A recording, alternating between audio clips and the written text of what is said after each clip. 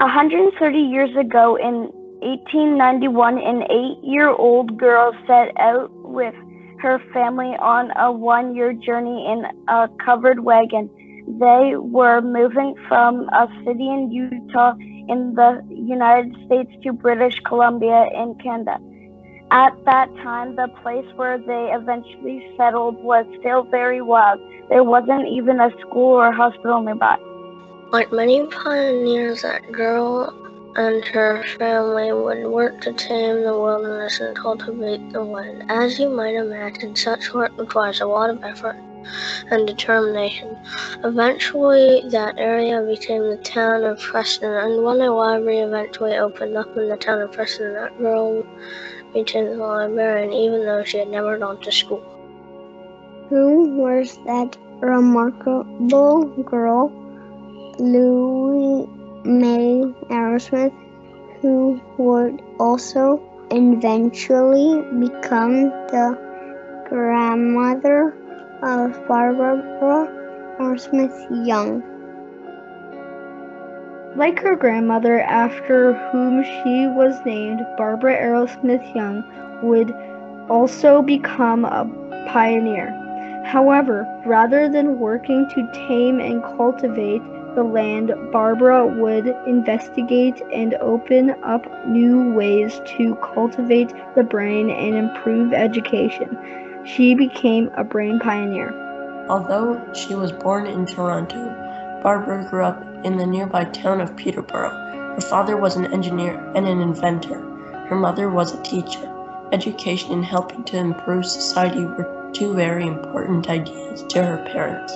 Barbara's father would often ask her and her 4 brothers, "What have you done today to make the world a better place?"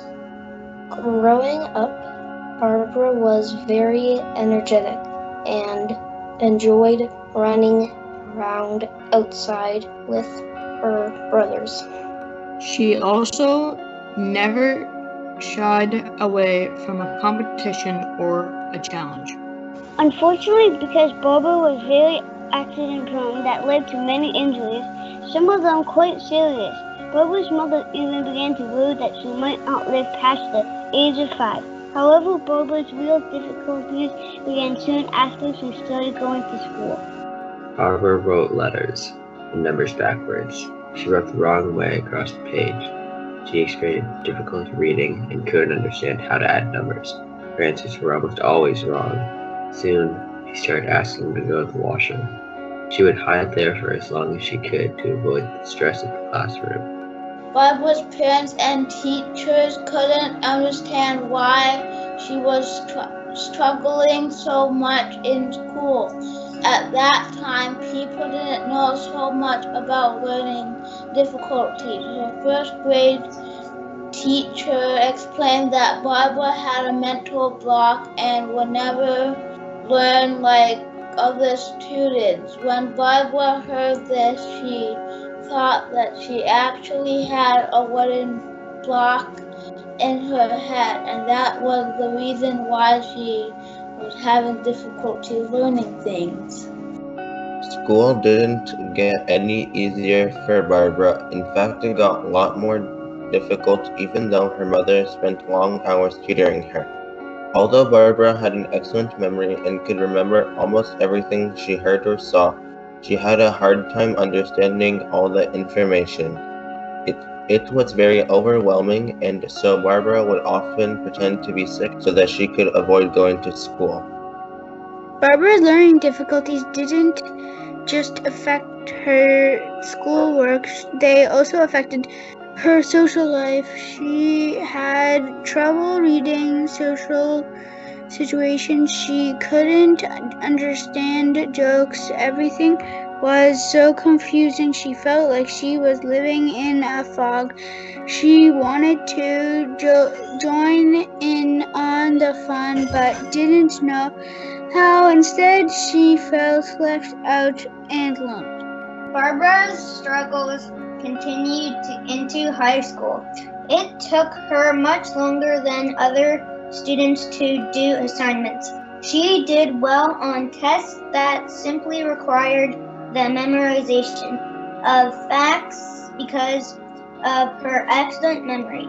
However, she often failed tests where she needed to demonstrate her understanding, and so her grades ranged from A to F. Fortunately, many of the exams in high school only required the memorization of facts, and so Barbara was able to get by.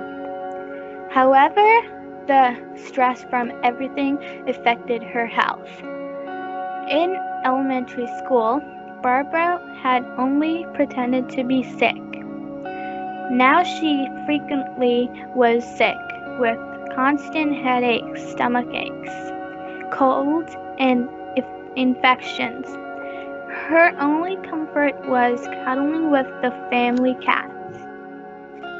Thanks for her amazing memory, Barbara was able to graduate from high school. She then went on to study at University of Guelph. At first, Barbara studied nutrition at university, but she soon switched to child studies. She was very good at observing and understanding the behavior of children. Secretly, Barbara hoped that through studying the way that children learn, she might begin to understand why she experienced so much difficulty learning things. At that time, the field of learning disabilities was just beginning to develop. Educators and researchers were beginning to realize that intelligent and gifted children can experience significant difficulties in learning. They could have strengths in some areas, but extreme weaknesses in other areas, just like Barbara with her excellent memory, but her difficulty to understand how things relate to each other. At that time, teachers believed that the only way to help students with learning disabilities was to offer them compensations and strategies. Educators could help students find ways to work around their weaknesses. They didn't believe that it was possible to change the brain of such students and strengthen their weak areas. After graduating, Bertha got a job working with children at the university. She was very good at her job and loved observing how children learned and interacted with each other. It made her want to study more, and so she decided to continue with her studies at the University of Toronto.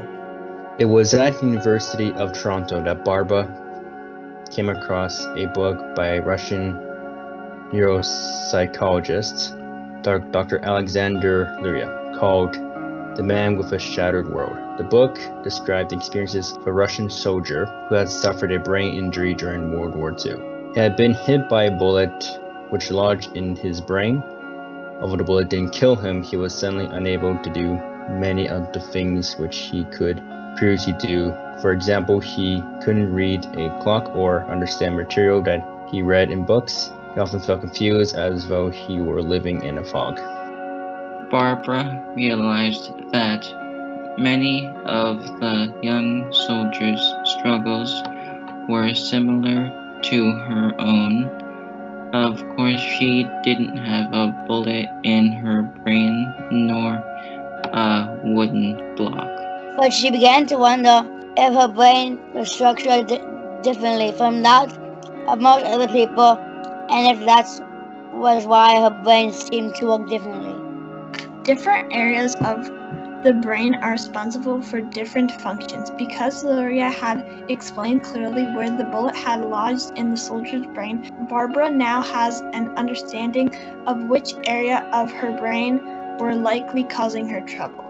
A few months later, Barbara came across the work of Dr. Mark Rosenzweig. He was studying rats' brains at the University of California.